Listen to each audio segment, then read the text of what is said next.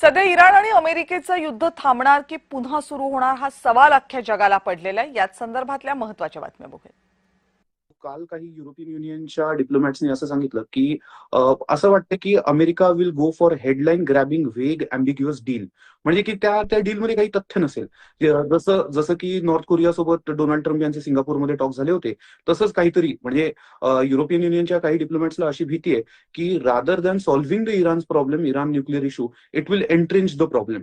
तर ते असंही होऊ शकतं की म्हणजे दोघांनाही बाबा जिंकणारी अशी काहीतरी वक्तव्य करण्यासारखी की मी जिंकलं, म्हणजे जसं ऑपरेशन सिंदूरमध्ये डोनाल्ड ट्रम्प यांनी सांगितलं की मी युद्ध थांबवलं, जे ऑन ग्राउंड खरं काही नव्हतं तसं, पण तसं काहीतरी घेऊन आणि पण मूळ प्रश्न तसाच चिघळत ठेवून यातनं ट्रम्प बाहेर पडण्याची शक्यता आपल्याला बिलकुलच नाकारता येत नाही।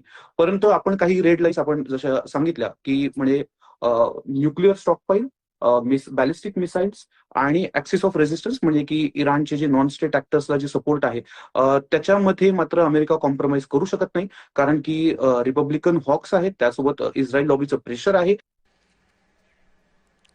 आणि या बातमीसह जय विशेषमध्ये वेळ झाली इथेच थांबण्याची। पाहत रहा जय महाराष्ट्र।